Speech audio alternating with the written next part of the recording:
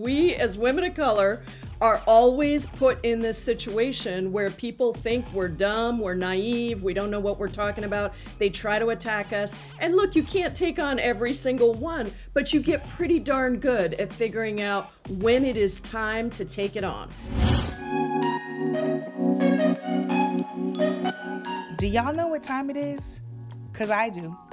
Now, if you had asked the first guy to say "Make America Great Again," one Ronald Reagan, he would say it's morning in America. He'd probably show you another commercial like he did in the 80s of happy white people buying homes and, getting married to one another and continuing on to the pursuit of their great American dream. If you asked Trump 2.0, the second guy, to say "Make America Great Again," he'd probably tell you it was morning in America too. Because, the immigrants are being arrested and detained and deported, and the voting rights are being taken away, and women are being shoved back into the 60s. But if you ask me, it is midnight in America. And I don't know about y'all, but I only want to be surrounded by, led by, and vote for people who get what time it is.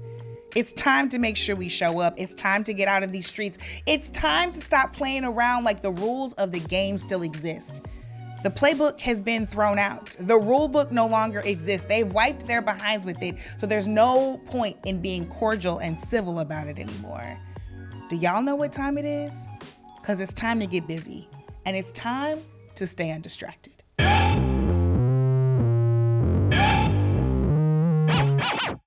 All right, y'all, our guest today knows what time it is and definitely has a working clock.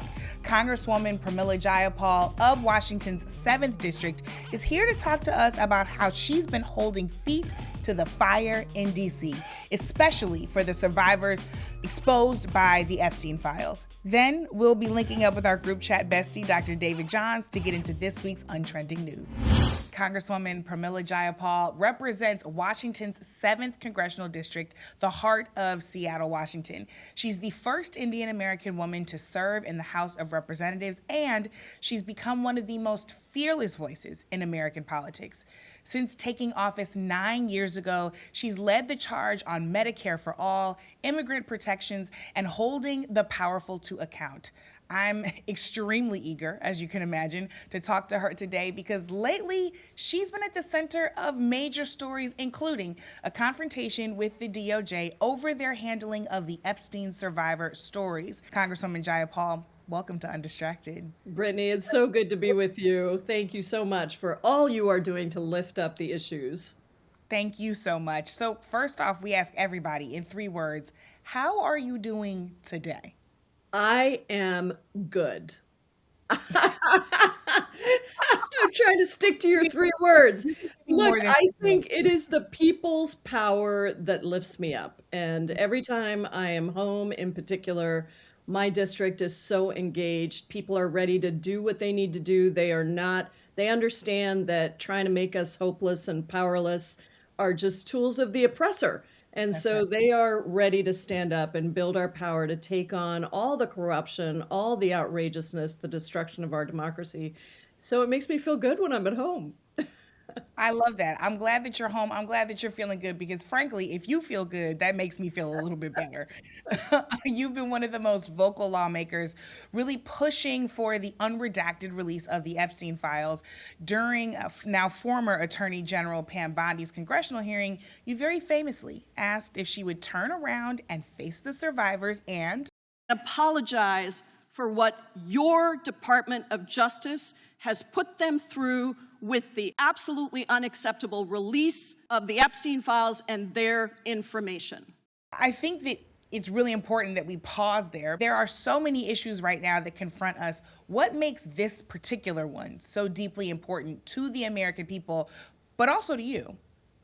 Well, I think that the idea of an Epstein class, the idea of rich and powerful predators and pedophiles getting away with anything that they want. And obviously Jeffrey Epstein, Ghislaine Maxwell, and all of those that were a part of that ring are just in some ways the tip of the iceberg. And I think what has really resonated for people across the country is how depraved and prevalent this kind of behavior is. You can't read those Epstein files and see how they talk to each other with zero attention at all to morals, basic morals, humanity. It was really like a playground for abusing little girls and women. And I think there are many across this country who resonate with that. And so the courage of the Epstein survivors, I worked very closely with them in the lead up to that hearing. I wanted to make sure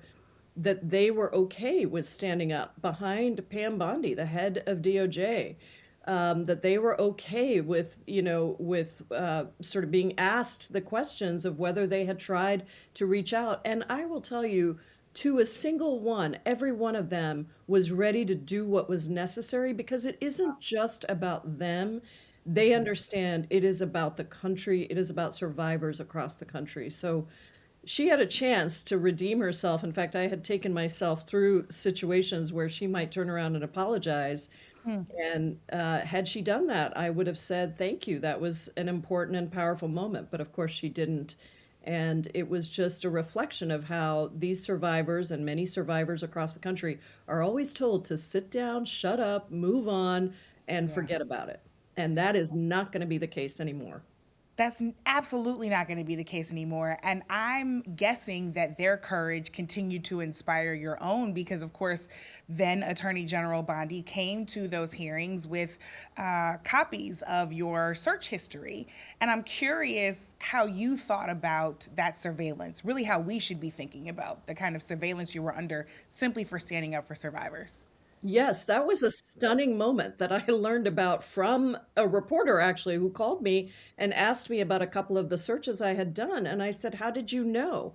And she said, because there was a photograph of your search history, DOJ's surveillance of you in her binder. And I think what we should think about this, Brittany, is that this DOJ and this Trump administration is willing to weaponize every single tool that they have, Yeah. including the ability to surveil each of us, to get information on us, to find out what we're doing, to use our histories against us, as is happening in the immigration world with social media posts that people are posting. And suddenly that turns into an opportunity to say somebody doesn't get to be in this country.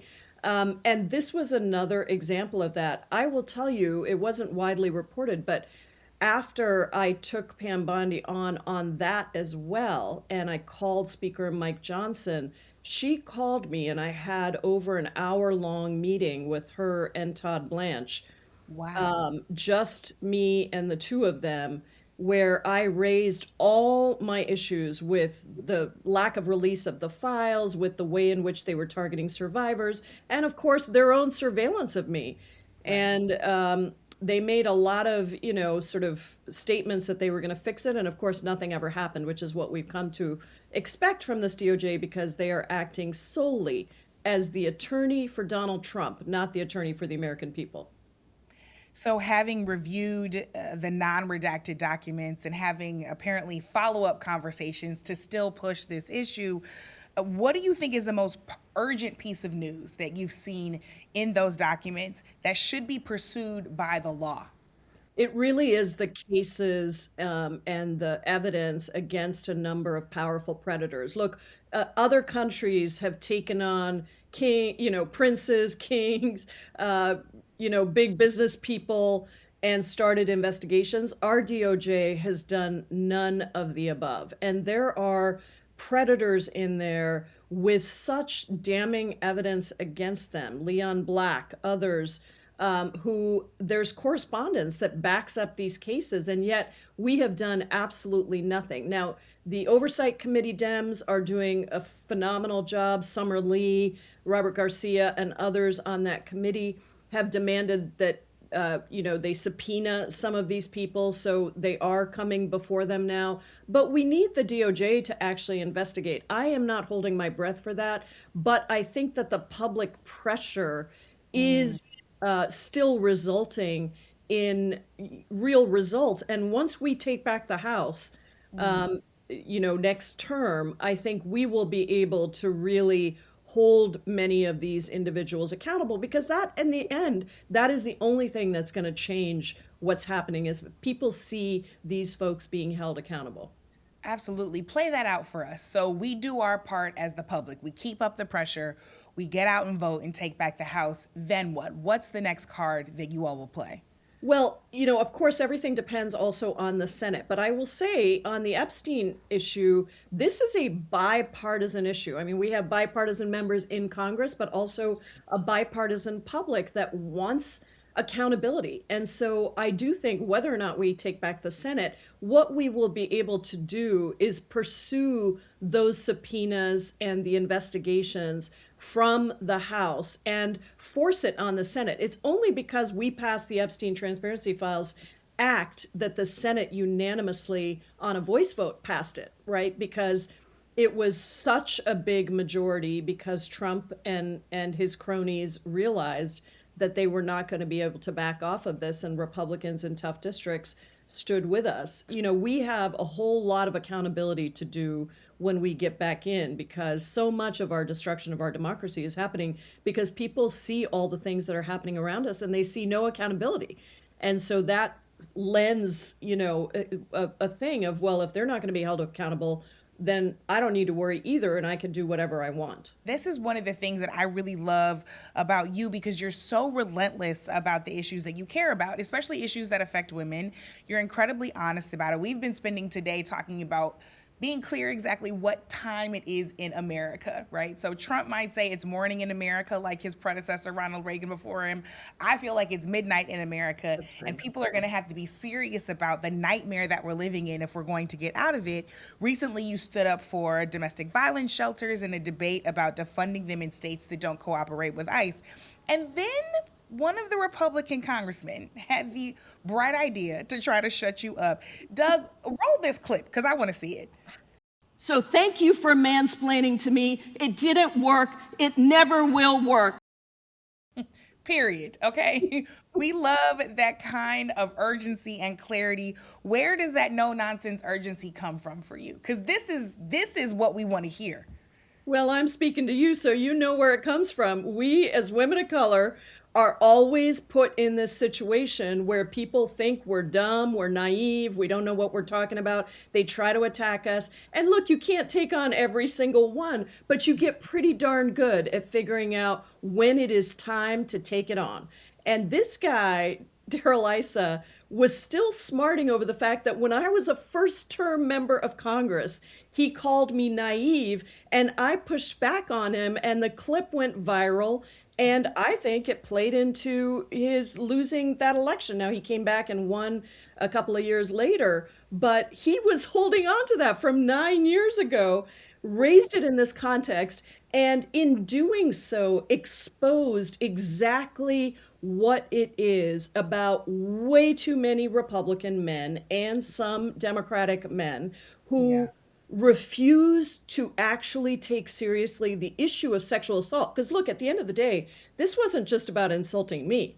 What he was saying is that I was trying to make everything a women's issue because I raised the fact that their bad policy around immigration was going to strip states of funding for sexual assault, which is already very limited, and sexual harassment cases. And so I was saying that we needed to exempt those funds from being stripped. I had an amendment to do that. That turned into you're making everything a women's issue, to which I was able to then point out that sexual assault and sexual harassment are happening across the country. And it's men like him that refuse to pay attention to it, that have continued to exacerbate the issue and make it seem like somehow there's nothing there. There's a lot there. And every woman and every person who cares about sexual assault, sexual harassment was going to watch that clip. And in fact, it did go viral as well. And, I think it's given second thought to those guys who want to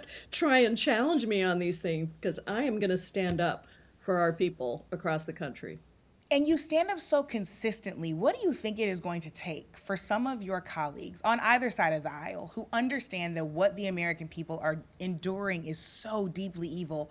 What is it going to take for them to find that righteous fire in their belly and get real about what time it is? I think that there is still this leftover hangover of a time in this country where people on both sides worked together and were reasonable and kind of came forward to put forward solutions that benefit the American people. Maybe that time was there. Frankly, by the time I came into Congress, there's very few issues. There are some surveillance, a couple of other issues where I work closely with people that I disagree with on everything else.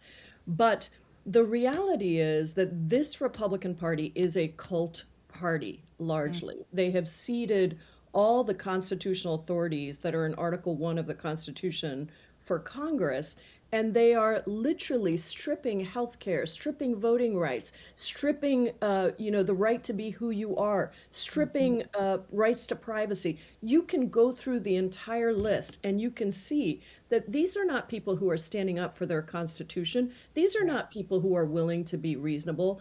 And for us as members of Congress, we have a platform to express the frustration, the anger, the fury that people have when they watch this happening. And also the fact that, we don't have a tremendous number of tools at our disposal in the minority, but we have some, and our platform to express that fury and anger and the solution for that, both the opposition, but also the proposition of what this country really is about, is very, very important in this moment. The opposition and the proposition, when we talk about that, I have to squeeze in a question about the way in which the Supreme Court just gutted the Voting Rights Act. I mean, we certainly are in opposition to that, but what is the proposition? What should we, the people, be doing? And what should we be expecting Congress to do in this moment where we've been dragged back to Jim Crow America?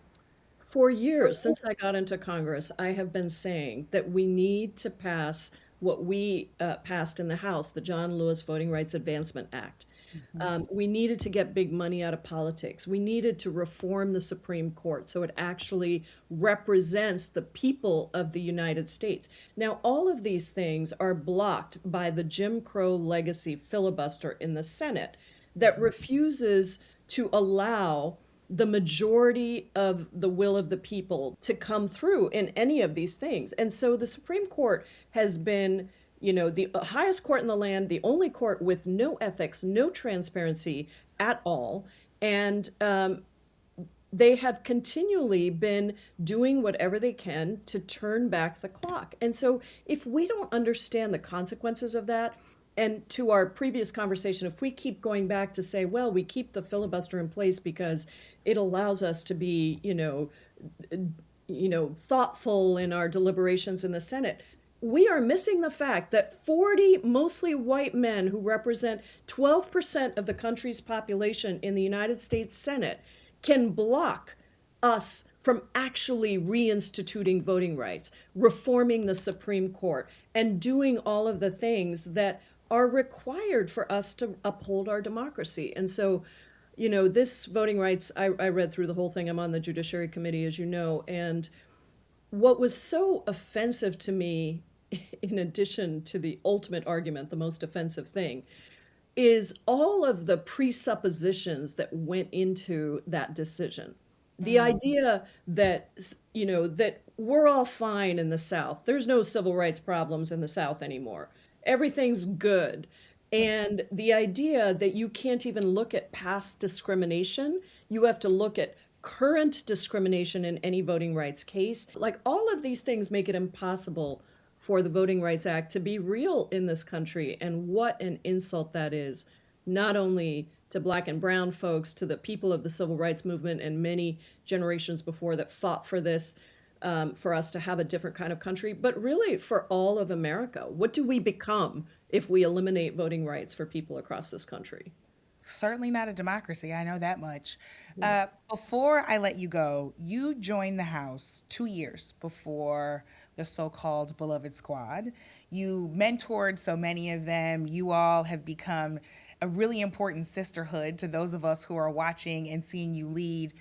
These times have gotten darker since you all started. Political violence is high. Members like Representative Omar have faced serious threats. Congresswoman McIver from New Jersey is facing retribution from this administration. What are your conversations like now versus then? Well, I think we really understand the need to rally around each other and to provide support for each other and lift each other up in a way that perhaps wasn't quite as clear when I first started.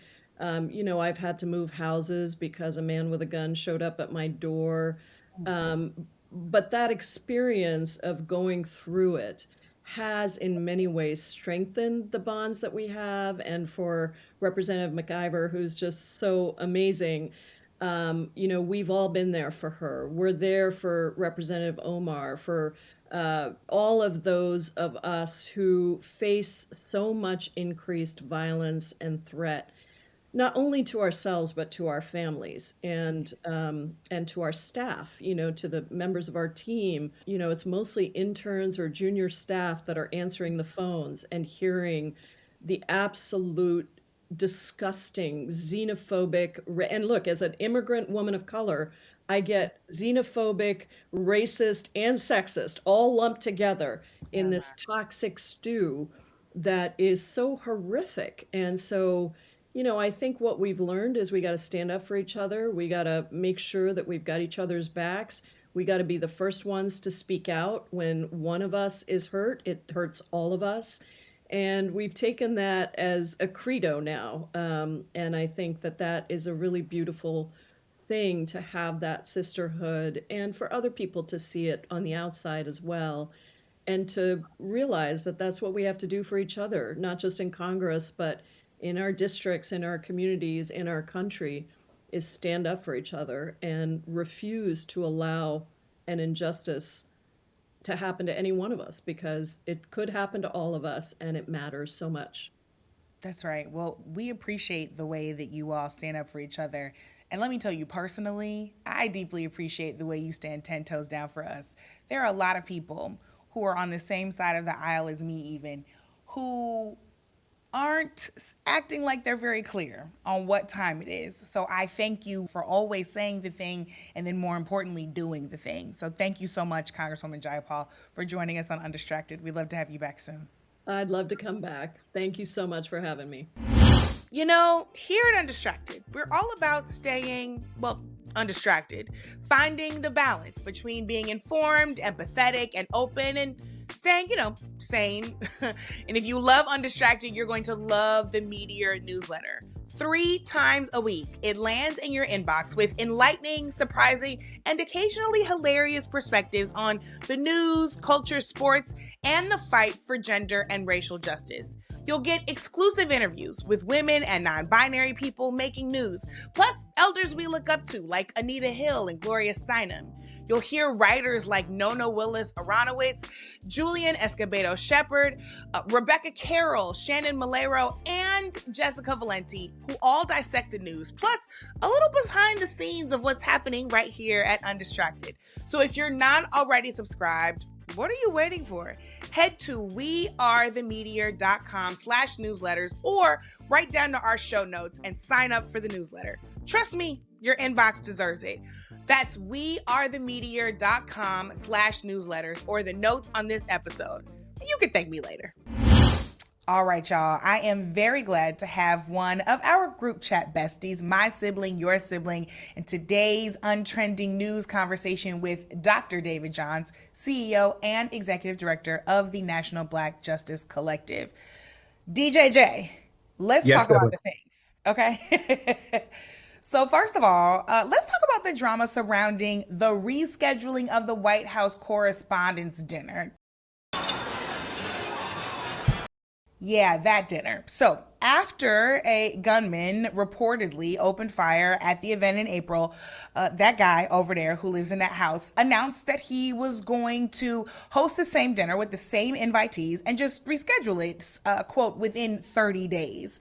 The dinner hasn't been rescheduled yet, but all this talk about it has really dusted up a whole lot of debate online about whether it even makes any sense, David, to continue with this tradition of journalists and politicians hanging out when politicians are contemptuous contemptuous of the press and call them enemies of the people. Former Vanity Fair editor-in-chief Graydon Carter, who used to host an exclusive after party for the event, told the New York Times that he, quote, would have put a fork in it a long time ago. But it's also the only fundraiser event for the White House Correspondents Association nonprofit, and that's generally been a staple in American culture. Okay, so David, should we be rescheduling this dinner this year or ever? So, sibling, I want my above the fold headline to read: "The man who called journalists the enemy of the people does not get to be the hero of press freedom. That's not defiance. That's a photo op." So, as you built a bridge that I'm going to walk over, the whole conversation right now for me is being framed wrong. Trump didn't suddenly become a champion of press freedom the moment that a gunman opened fire, right? And we should be clear about that. This is the same man who spent years calling journalists enemy of the people, and the defiance of violence argument is real, but it doesn't belong to him. And we shouldn't let the framing erase that. And the tale for all of us should be the $400 million ballroom. One breath after the shooting, before the funerals, before the trauma could even settle, somebody floated a plan to build a $400 million event space on taxpayer dime. That's not grief, that's a grift. And so we should be clear that this administration is doing what it always does. It is finding the wound and making money off of it. And I also want to talk about the timing of this, because the Juneteenth adjacency is unsettling for me. Late June is when... Right, it is suspicious, right? It is suspicious, as they say. And so they're floating late June as the redo, which is too close to June 19th, a Black freedom celebration that this same administration has done everything it could to erase from the federal calendar. And now we're going to schedule a Washington insider dinner that within that same sacred window. No, they built this before. They can build it again. The White House Correspondents Association has a real question to answer, at least for me. And it's, is this event about press freedom, or is it about proximity to power? Because if it's the former, you don't need oh boy's blessing, Felon 47, as somebody said on your show. You don't need this venue. You definitely don't need him in this ballroom. So what you gonna do? What you gonna do? And I could not agree with you more. Listen, I believe that the White House Correspondents Association is a really important organization. It's had Black leadership, it's had progressive leadership, thoughtful leadership that has been critical to preserving, protecting, and maintaining the importance of a press voice in the White House, press voice in politics. Yeah. And yet, if this press corps is going to truly commit itself to making sure that the press remains free, then I got 5 on it. You don't have to do that little dinner to fundraise for nothing. I promise you, we'll put some money in the collection plate. But like cozying up to the guy who put all of your lives in danger in the first place, not just at that dinner, but long before, I have a problem with that. And if we have a way to move on from this, I mean, even the head of Vanity Fair is like, it's time to be done. And you know they love a glitzy party over there, okay? If they ready to hang it up, then so am I. Let's keep talking though, because in other news, we got to talk about what's coming up this Saturday. Speaking of the afflicted, for those of you who don't know, there's a sizable coalition of local and national civil rights organizations who are planning a big, and I mean huge as the other guy would say, National Day of Action for Voting Rights in Montgomery and Selma, Alabama. It's going to kick off at the famous Edmund Pettus Bridge at 9 a.m. on Selma. Some faith leaders are going to surround that space in prayer. And then from 1 to 5 p.m. in the afternoon, folks are going to Montgomery. Yeah, you heard that route right, that famous route of the fight for voting rights from Selma to Montgomery. Well, 1 to 5 p.m. on Saturday, May the 16th, folks will coalesce in Montgomery to demand that we get our voting rights back. Now, I'm of course glad to see and in support of this really serious response to a serious attack. David, you and I have been to a lot of protests, a lot of rallies, a lot of marches, a lot of events, a lot of activations. Why is this one so important?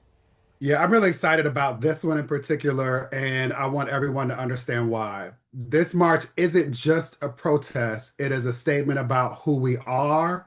Yes. Black people in this country have never, not once, just accepted terrorism or stochastic or state-sanctioned violence laying down. Every time they have tried to use fear, the courts, dogs, whatever they have at their disposal, we organize. Every single time they have tried to steal our power, to hoard more in defense of whiteness, We built more of it, the very same thing they tried to take. That is our tradition, and that's the tradition that this march is standing in. And so this is a moment within a larger movement, and this energy building right now, people showing up on Saturday reminding this country that we don't need anyone's permission to affirm our own power is exactly what we need. And while we're in this space, for anyone listening or watching, wondering where you can go and how you can plug in beyond the march, NBJC is hosting Equity Week the week before Juneteenth. It's a gathering for equity-minded people who are ready to move from conversation to action. And if you believe in all of this work,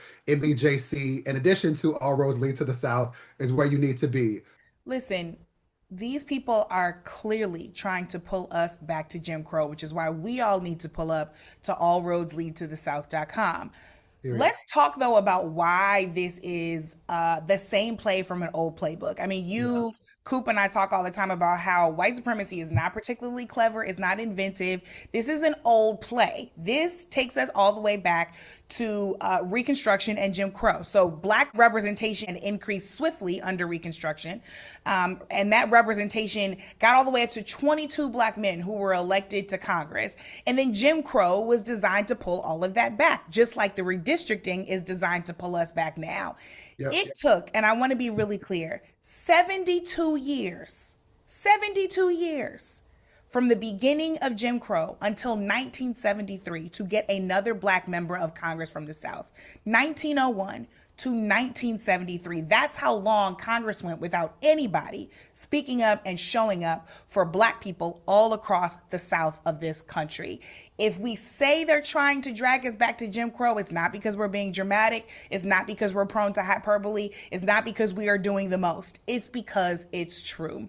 But on a lighter note, Dave, I was going to say, and for folks who want to do additional research on that, look up the Southern Strategy, right? Yep. This is a documented strategy that the Republican Party designed to increase political support amongst white voters in the South by appealing to racial tension. So again, for those who think that us naming what people do that is defined by Webster's as racist, as hyperbolic, is grounded in reality. And in this case, citable sources, not just concepts of ideas or plans. Receipts. And by the way, if you think this is just going to impact Black voters, think again. We all know that they treat us like the lab rats, and whatever they experiment to do on us, i.e. taking away our rights, humanity, dignity, and democracy, they're planning on doing to you. But speaking of the South, David, I got to have a conversation with you because all of this discussion about redistricting the South is actually revealing that some people don't actually know where the South is. Like, people really genuinely do not agree.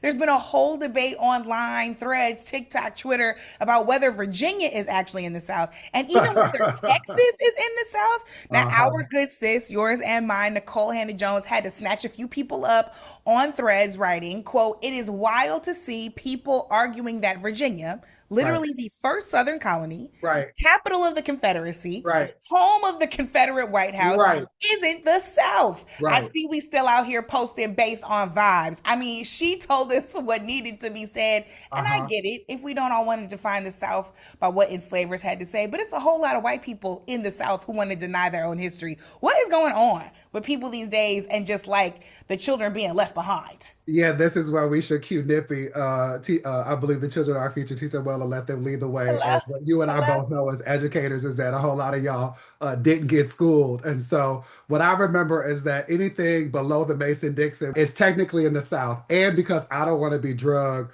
on Twitter or threads or wherever we gather, let me say this. For me, the South is not a place. It's a frequency, right? Ooh, and some people carry it with them wherever they go. So here's my rubric.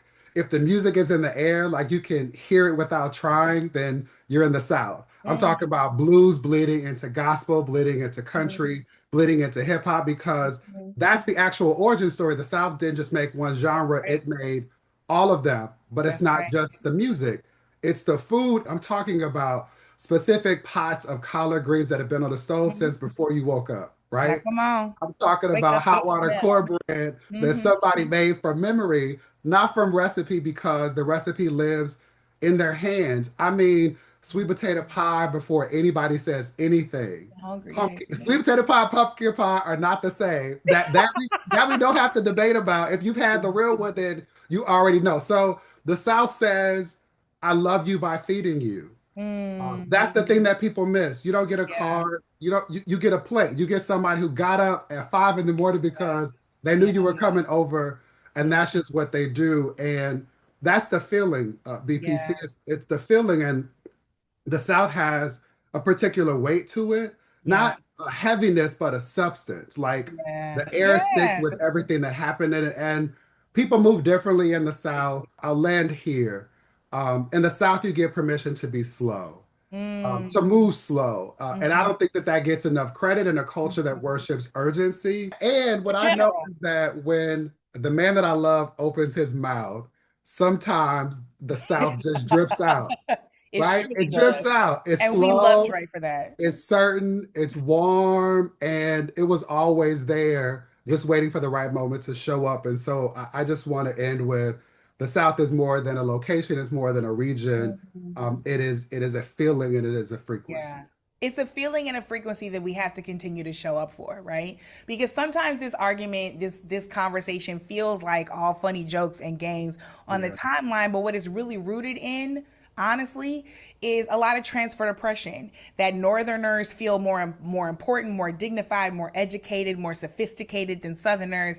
And we feel perfectly okay diminishing people who never, quote unquote, came up north, right? Never evolved. The truth of the matter is plenty of our ancestors did not have a choice.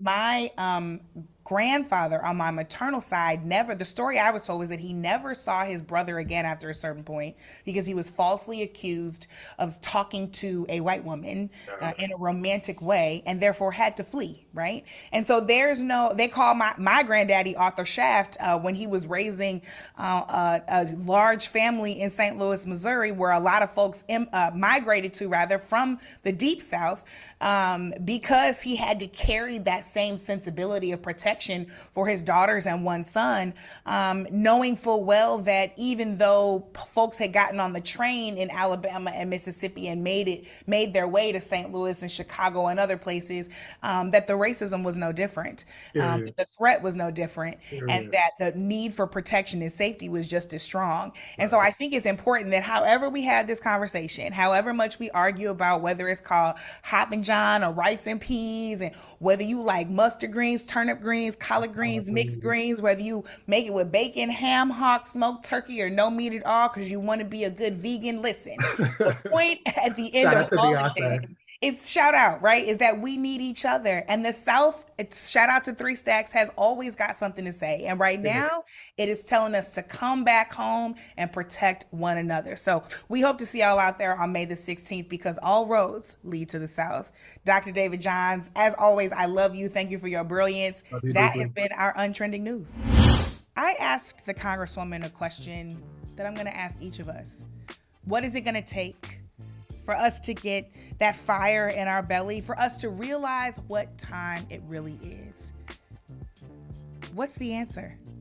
The answer is us getting out there in the streets like on May 16th in Montgomery. The answer is us making sure that politicians who claim to represent us know that we want them to get in the ring and the arena and stop acting like they're asleep. It's going to take us. Each one, teach one, showing up, making sure that people are informed, aware, registered to vote, and getting active. It's midnight in America, y'all. And the only way we are going to wake up from this nightmare is if we stop waiting on somebody else and do it ourselves. Thanks for listening. Thanks for being. And always, thanks for doing. I'm Brittany Packnett Cunningham. Let's go get free.